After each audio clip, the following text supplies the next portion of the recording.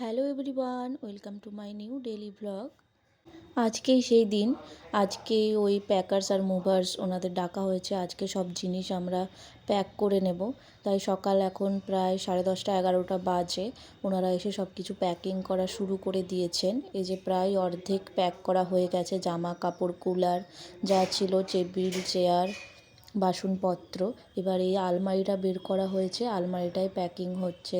এখানে যখন পুনেতে প্রথম এসেছিলাম 2 বছর আগে, 2022-এ এসেছিলাম, তখন কখনো ভাবিনি যে এই ঘরটা আমাদেরকে ছেড়ে দিতে হবে। যখন এসেছিলাম তারপর আসার পর একটা একটা করে সব জিনিস কেনা হয়েছিল। আলমারি, ফ্রিজ, সব কিছু কেনা হয়েছিল একটা একটা করে। অত কিছু তো তখন ছিল না। বিয়ের পর প্রথম সংসারের সব জিনিস একটা একটা করে নিজের হাতে দুজনে মিলে গিয়ে কিনেছিলাম। তখন ভাবতাম এখানেই থাকবো, তাই সব কিছুই কেনা হয়েছিল। কখনো ভাবিনি এই ঘরটা ছেড়ে দেবো। মায়াও পড়ে গেছে, মনটাও খুব খারাপ লাগছিল যখন জিনিসগুলো একটা একটা করে সব কিছু বের করে নিচ্ছিল। ঘরটা পুরো খালি হয়ে গেছিলো। সব কিছুই প্যাকিং হয়ে গেছে, এবার একটা একটা করে জিনিস ঘর থেকে বের করা হচ্ছিল।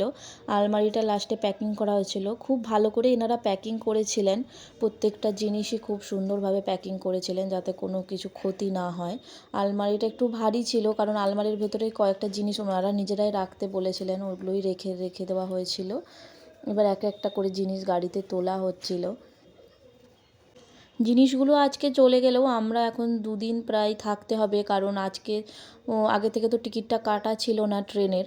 তাই তৎকালে টিকিট কাটতে গিয়ে আমরা কালকের টিকিটটা পাইনি। তাই সামান্য কিছু একটা দুটো বাসন রেখে দিয়েছিলাম নিজেদের জন্য, বাকি যা ছিল সবই প্যাকিং হয়ে গেছে। দেখা যাক পরশুর টিকিটটা হয় কি না, নাহলে তো মুশকিলে পড়া যাবে, কারণ জিনিস তো চলে যাচ্ছে। ওনারা বলেছেন শুক্র শনিবারের মধ্যেই জিনিস পৌঁছে দেবেন ওখানে। তার আগে আমাদেরকে দিল্লি পৌঁছে যেতে হবে। পেয়ে তো যাব মনে হচ্ছে, টিকিট দেখা যাক কী হয়। ভালোই ভালোই জিনিসগুলো পৌঁছে গেলেই হয়, আর আমরাও টিকিটটা যাতে পেয়ে যাই। এখানে একটা গাদ্দা নিয়ে নিয়েছি আমরা, দুটো গাদ্দার মধ্যে আমরা যেহেতু থাকবো তাই আরেকটা রাখা আছে, আর 2-3টে বালিশ।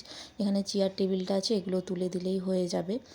টেবিলটাও আমরা ভেবেছিলাম ওর যে কাজের টেবিল ওটাও প্যাক হয়ে যাবে ফোল্ডিংভাবে, কিন্তু হয়নি। চলুন, প্রায় সব জিনিসই তোলা হয়ে গেছে। এবার গাড়িটা বন্ধ করে দেবে। গাড়ি রওনা দিয়ে দিল, ভালোই ভালোই যেন গাড়িটা পৌঁছে যায় দিল্লি অবধি।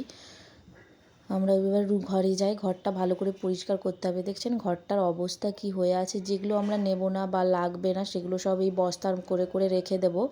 কুড়া যে নিতে আসবেন ওনাকে দিয়ে দেবো সব কিছু। ওই মন্দিরটা রেখেছি, ওখানে আমার গোপাল আছে, গোপালকে যাওয়ার সময় নিয়ে যাব, আর মন্দিরটা থাকবে এখানে। ও সব কিছু পরিষ্কার করছে, আমি এবার হাত লাগাই। চলুন, ঘরটা ভালো করে ঝাঁট দিতে হবে। প্রচণ্ড নোংরা হয়ে আছে ঘরটা, জিনিস পুরো এলোমেলো, গুছিয়ে নিতে হবে। পুরো সারাদিন লেগে যাবে এখন।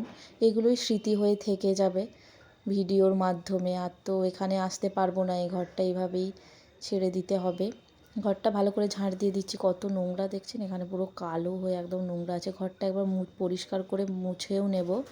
ঘর সব কিছু পরিষ্কার করে নিয়েছি। এই যে এখানে রান্না করে রেখেছিলাম আগে থেকে, এবার একটু কিছু খেয়ে নেব। প্রচণ্ড খিদে পেয়ে গেছে, অনেকটা বেলাও হয়ে গেছিলো। আজকের মতো এটুকুই। ভিডিওটা ভালো লাগলে একটা লাইক করে সাবস্ক্রাইব করে পাশে থাকবেন। ধন্যবাদ সবাইকে, টাটা।